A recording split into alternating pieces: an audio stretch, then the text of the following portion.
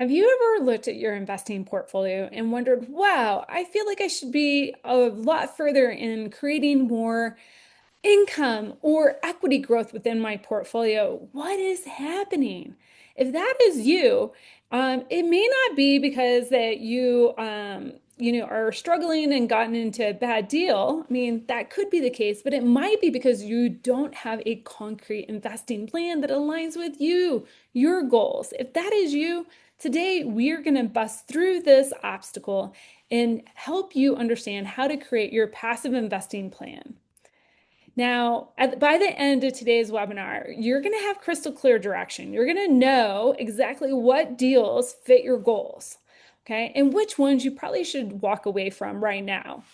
And you're going to be able to make confident decisions. And we're going to connect you. This is one webinar in a series of webinars that are going to help you make more confident decisions. But after today, you're going to have, especially if you have your own due diligence tools, you're going to be able to really amend those tools and start making up some ground on your investing. Now, as always, I do the passive investing bootcamp to help you turn your active income into passive income and long-term wealth. We build skills here. So this is not where you're just going to listen to the webinar and then maybe file it away and come back to it a little bit later. This is where I want you doing the work alongside me. All right, now if this is the first time you and I are meeting, my name is Whitney Elkins-Hutten. I'm the Director of Investor Education here at passiveinvesting.com. And these are the frameworks that I have used in order to build over 800 million in partnerships in active real estate, as well as my passive real estate portfolio. Now, I've done it all. I've done residential, I've done express car washes, storage units, fix and flip. Okay. And I get to share with you all this knowledge that I've built up over my years of investing since 2002 as the Director of Investor Education here. And I've also documented it in my book, Money for Tomorrow, How to Build and Protect Generational Wealth, published with Bigger Pockets. You can snag that at Amazon.com as well. Now, all of this to say is in that portfolio that you saw is in service of one goal, which is how do I get control and choice on how to spend my time? I love spending time out in nature, traveling with my crazy crew, and in service to you here. But that is by choice. All right. And we can actually help you do that here at passiveinvesting.com. So be sure to scan the QR code on the screen or visit passiveinvestingwithwhitney.com. There you can get a personalized one-on-one call with me. We can discuss your investing goals. You get exclusive access to our open deals as well as additional education materials. Now, all of our webinars are for education only. All right. So I want you to take this back, embody the information, but more importantly, partner with your legal team, your accountants. Heck, if you have a financial advisor, this is a great webinar to partner with your financial advisor to dive deeper into the questions that they should have been asking you. All right.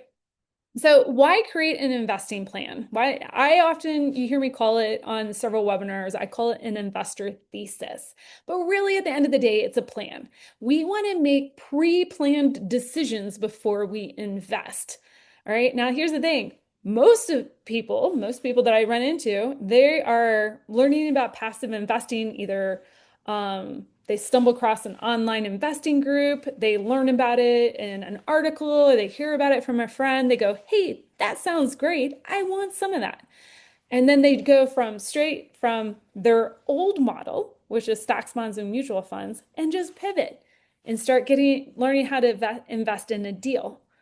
They don't actually sit there and create the plan and think about all these questions. So plans matter because when we have plans in place, we can actually stop drifting. We have a compass, all right? It keeps us from reactively investing. The next cool thing, that's headline that we see, the next cool investment tip that we read about in an investing group or that our friends talk about. Okay, we're no longer chasing deals here. We know what deals are going to fit our portfolio. It also allows us to step out of emotional decision making. Okay. If you've ever read the book by Morgan Housel, okay, The Psychology of Money, and his follow-up book, Same as Ever, you know that we like to think we're being hyper rational when we make a decisions. But even when we feel like we're being hyper rational using our nice, lovely due diligence checklist, we are still making decisions based on emotion. Okay. So having a lot of these decisions pre-made before we actually look at a deal helps us keep us in check where we can stay out of that emotional decision making. Now, plans, if you don't have a plan, any path will get you there. All right.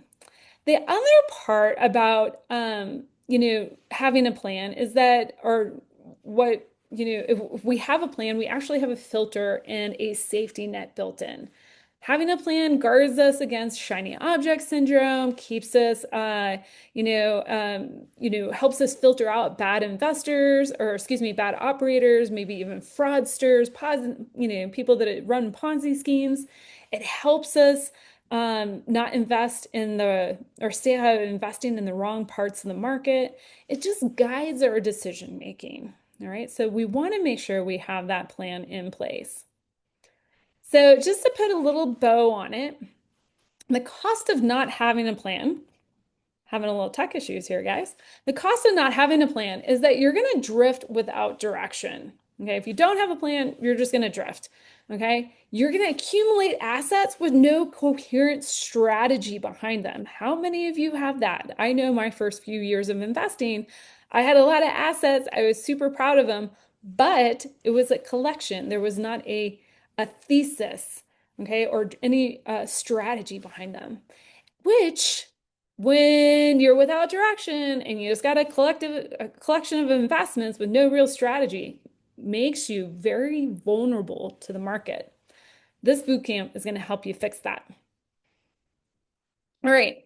So if that didn't hit home enough, I actually have an investor that invested $500,000 across three syndications. And, honestly, she was struggling, didn't feel like she was any closer to financial freedom, okay, and any of her goals in her life. When we took a look at her portfolio, we actually realized that she was all in equity deals with no cash flow. She needed cash flow in order to be able to step away from her actual day-to-day job. Now, she was fortunate enough to own her own business.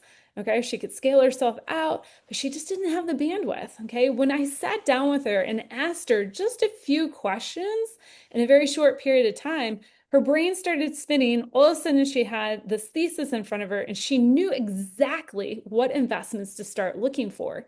Within 12 months, she had herself out of her W-2, her job position. Okay, so before we dive any deeper, I do get pushback. All right, why have an investing plan? Whitney, if I already have a financial advisor, do I really need to sit down and go through all these questions you're about to ask me? Yes, because that financial advisor is probably very versed in stocks, bonds, and mutual funds, and maybe even insurance policies, but we're layering on alternative investments that require you, not them as a financial advisor. It's going to require you to vet. So you still need to do this. Now, Whitney, if I create a plan, I am going to narrow myself so much I will never find a deal. Really? Okay, a plan is actually going to help you spot the deals that you should be in. So we get to, again, shut out, not have all that shiny object syndrome. We get to shut all that out. And in our future videos, we're going to connect you with more tools for support. Whitney, what if I have a plan and all of a sudden everything changes tomorrow and the market crashes? Here's the thing. When we have our plan, the plan that I'm going to walk you through today, we're not only thinking about what you need today, we're going to think in milestones ahead. Okay, so you're already going to be looking at the story arc of the plan. How should I be actually pivoting this over time? So we're not just investing for today's market, we're going to be investing for future markets as well. All right, so we're going to go through 6 parts at a high level, but I am going to leave you with some crystal clear, powerful questions, all right, that are going to get you moving in a solid direction. In this six-part framework, we're going to ask you questions, or you're going to ask yourself questions about your stages and your goals. Then we're going to tap into risk analysis, both looking at your tolerance and capacity. Then we're going to hone in on market cycles, okay, navigating credit and market timing. Then we're going to actually leave you with some homework to run numbers, right? And then think about our building our portfolio, our three-tiered strategy that we talk often about. And then, only then are we looking at developing our rules, okay? So let's dive into step number one, defining your investment stage and goals. All right, this is a very crucial step. All right, and a lot of financial advisors will actually ask you similar questions like this. Okay, but they ask you one question and they'll be like, where are you in your financial planning? Pick from accumulation, cash flow, or transition, or to cash flow. Okay, where are you? Okay. Are you still in your accumulation phase, meaning you're, probably younger and you can take more risks because you have time to recover. You just really probably want to build up equity at this point. Are you within 10 to 15 years of retirement, meaning that we got to start pivoting parts of the portfolio to cash flow in order to stabilize the portfolio? Or are you close to retirement and you just need cash flow? So they'll ask you one question, ask you for one point in time, where are you at? Here's the thing is I want to ask that question, where are we at today? And then what investment phase are we going to be in the next, say, 5 to 10 years? Okay, because that is going to inform our risk that we can take. All right, so write that down. What phase are you in today? And then think out 5 years, 10 years. What phase will you be in 5 or 10 years? Okay. The second part of this is articulate your financial freedom goal. All right. So maybe, and I want you to think about where you're at today and where you want to go. So many investors I talked to, and they're like, I want financial independence. Give me the cash flow to financial independence. Well, here's the thing. There's actually two stages before then. All right. So sometimes biting off that financial independence goal is huge. All right. So the first stage is we want to understand, where are you at? Do you have enough cash flow coming in to where you're stable, meaning, or stable or secure, meaning you can actually pay for your mortgage, or the roof over your head, the food on the table, the heat and the lights to stay on. Okay. Nothing more, no frills. Okay. That's security. Okay. Maybe you have that covered. Okay. If you do, check. If you don't, that's your first milestone. We're looking to get enough cash flow to check off security. Now, our second milestone is actually looking at financial vitality. Okay, do you have enough cash flow coming in to, you can't go travel the world, okay, but you can, add in some perks above security. Maybe go to a nice meal, get a haircut, buy some clothes, okay, have a better car, okay? You're living well, you're enjoying life, but it's kind of still no frills, right? Long story short, first stage security, second stage vitality. Then we move into independence. Independence is where you have enough cash flow coming in to cover your lifestyle as it is today. All right. Okay. Essentially self-sufficiency. Okay. Now there's a lot of strings that we can pull here, right? How much income do you have coming in? What are you lowering your expenses? But when we think in terms of cash flow, don't forget potentially cash flow from Social Security and from other pensions that you have. Okay, so you may be closer than you think, meaning your passive real estate portfolio might only need to close a gap, okay, not the whole thing, right? And then the last phase here is freedom, meaning we have choice. We can do what we want when we want, right? We are dreaming into that future lifestyle. All right. Now, the third part, again, before we move on, with your financial freedom goal, write down where you're at today. And then where do you see yourself in 5 or 10 years? Okay. Now, based off of where we're at with our core investment phase, what our financial freedom goal is, that's going to drive a lot of what we need from our portfolio. So, what do you need from your portfolio right now today? And then how will it pivot in 5 or 10 years? So I always argue everybody should be preserving capital. Okay. Don't go into an investment to with the potential of losing money, knowingly losing money. Okay. Knowing that you're taking high risk to lose money. Okay. Because as our buddy Warren Buffett says, rule number one in investing is to not lose money. Rule number two, see rule number one. Okay. Now, that doesn't mean that investment can't go sideways or south. We just want to make sure that we're not going into investment that is not secured, that where there's no downside risk mitigation protections for us. All right. Beyond that, what do you need? All right. Do you need cash flow? Are you in, transitionary or cash flow parts of your investment phase and you need to build more cash flow now? Okay, do you need equity growth? Maybe you're in the accumulation phase and you don't need cash flow right now. You got plenty coming in from your day job, but you need to grow your portfolio so you can eventually move it to cash flow. All right. Or are you super concentrated in a particular asset class or part of the capital stack? Maybe you have invested heavily into equity syndicated investments and you need to diversify with other things like liquidity and short-term debt-like investments. Or maybe you are in a blessed position to where you just sold a large piece of real estate or a business and you need tax benefits right now. Okay. Now, I never say let the tax tail wag the dog. Okay. We always should be thinking in terms of capital preservation, cash flow, equity growth, and diversification. But sometimes tax benefits do come into play. And then, or do you need to enhance your liquidity? So step one is looking at your investor stage and goals. Okay, how do these three come together? Make sure to answer these before moving on. Now, step two is mastering your risk profile. And there's a couple different ways that we can get at this. All right.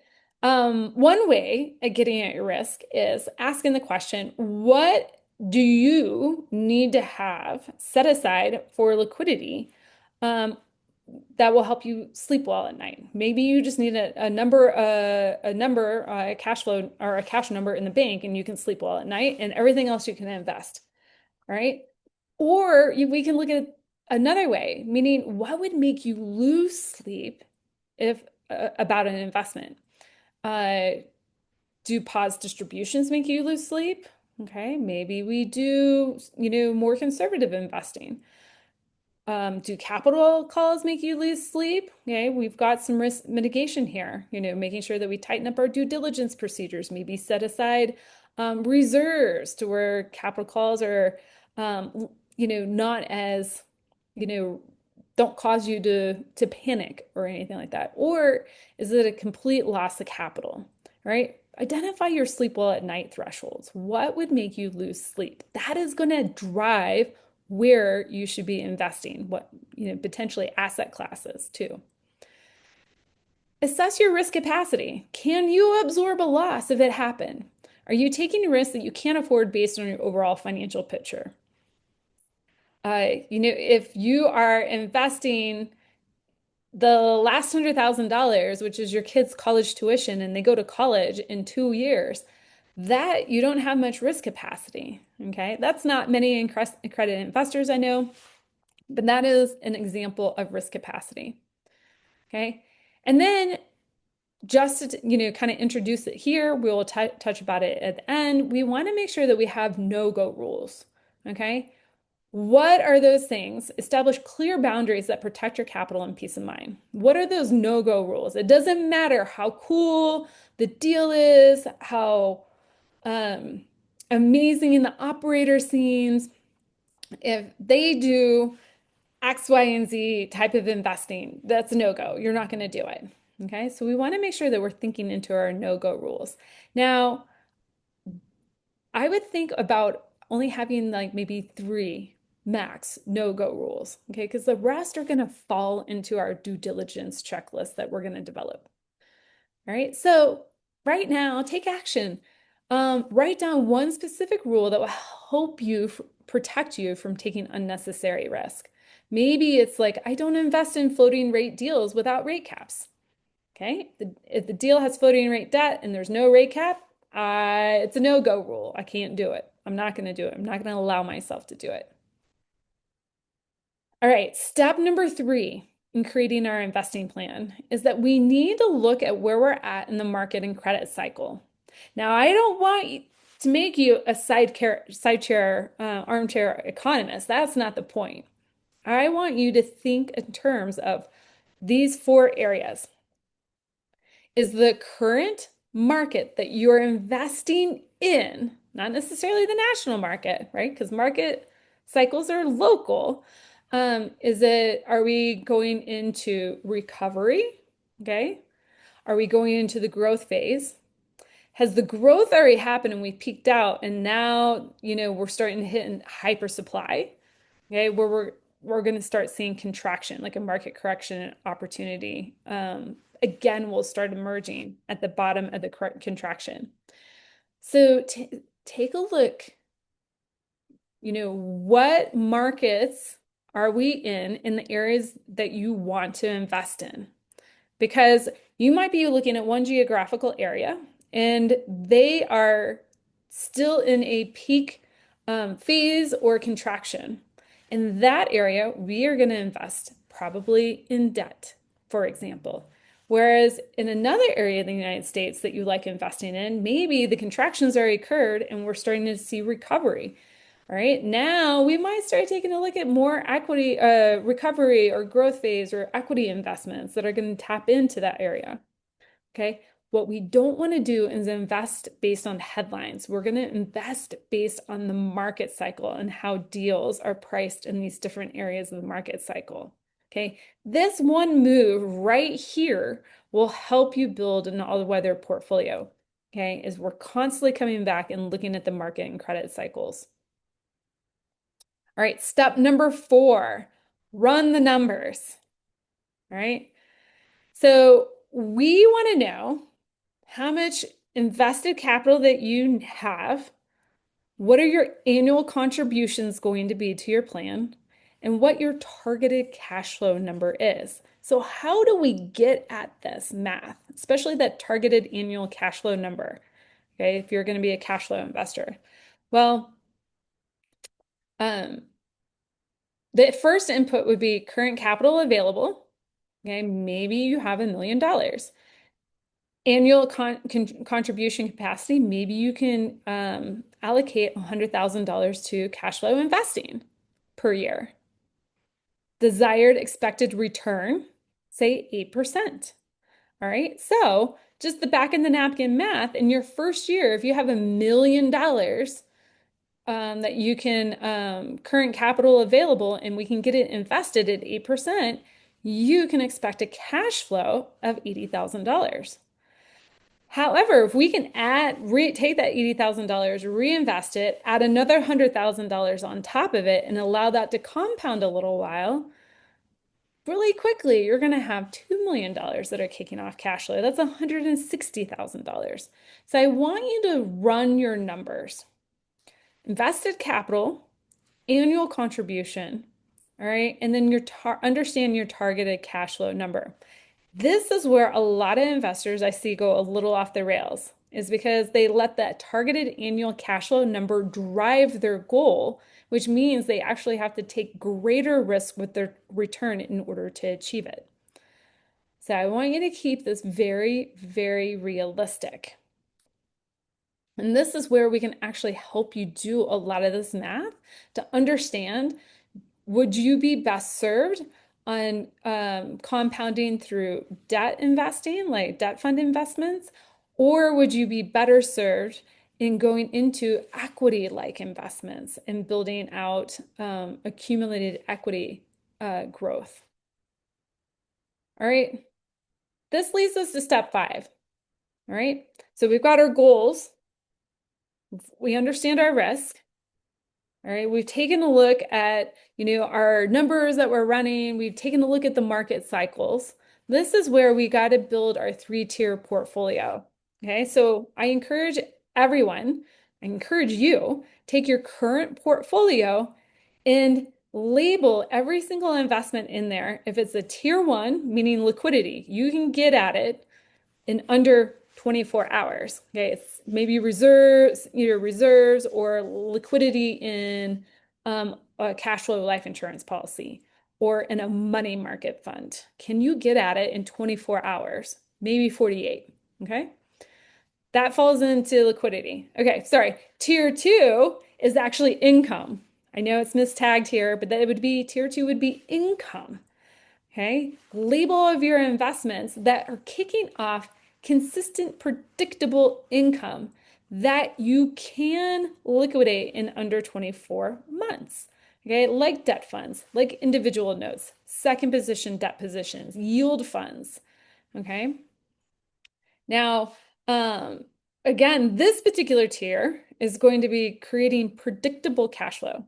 And then tier three, I want you to go in and label all your investments that are tier three growth. This is going to be your stocks, bonds, and mutual fund, your preferred equity, your core equity, your high growth equity investments. Okay. Even preferred credit would probably fall up here in growth. Now, there's a whole array of risks that you can take in growth. I realize that. But when you actually allocate or look at your portfolio and tag those investments according to these three tiers, what most investors, and I bet you see as well, is that you're over allocated in growth and under allocated potentially in your tier one liquidity and your tier two cash flow income portion. So what we want to do is balance the portfolio. This is where we have to go back and look at our goals, our actual goals and our risk tolerance, and make sure this is where that all comes into play. Okay, our plan starts coming together. Okay, we want to invest not just for returns, but for that sleep at night confidence. All right, step six, when we have that work done. Now, you may be listening to this and saying, Whitney, oh my gosh, these are a lot of questions. This is going to take me months to get through.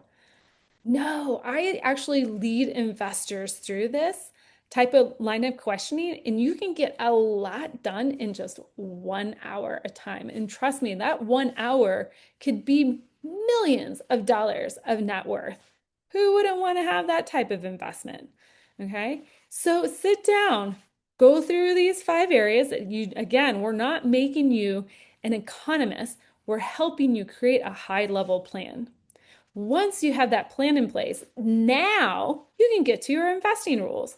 Another way of looking at your personal investing rules is your due diligence. Okay, now we are actually modifying all of those due diligence tools that you have, those checklists, okay, for you to understand your goals, risks, and timeline, your capital stack position in that investment, who is the operator, what is the market, and then, of course, analyzing that deal in that asset class. All right. We want to make sure that we have these rules in place before we actually vet somebody, but we want to make sure those rules are aligned to our own goals, risk tolerance, the market cycle, and such. All right. Now, a bonus piece here, a bonus step is making sure that you're doing a quarter review of your system. Okay. So again, I have a video on our youtube.com page. So you go to passiveinvestingdot.com, and there you can view a video that I did a couple months ago in July about how to track and monitor your portfolio. We want to do that. We want to track and monitor because over time, remember, our plan is going to change. We want to make sure we are adjusting. Okay. So track quarterly, adjust minimally annually. Okay. Now this tracking does not have to be extensive. Okay. In that tracking webinar, I show you how to do your tracking in 15 minutes or less every 90 days. Okay. All right. This process, this framework is going to help you stay consistent, but also confident in your execution that nothing's slipping through the cracks here. All right, so today's webinar, we were learning how to create your investing plan. We called it an investor thesis, your passive income roadmap. We taught you how to build that foundational plan based on your clear goals, risk assessment, timeline, capital allocation, and structure. We encourage you to start looking at your filtering, your investing rules, but don't let uncertainty slow your progress. You have a framework. Now start putting it into action. And if you want help creating this plan, let's jump on a call. Okay. Make sure to go visit passiveinvestingwithwhitney.com. There, we can jump on a one-on-one call and we can start actually tackling some of these questions one-on-one to help you get better clarities and confidence as you go into your next investing deal. All right. Thank you guys for joining me today, and I look forward to connecting with you soon.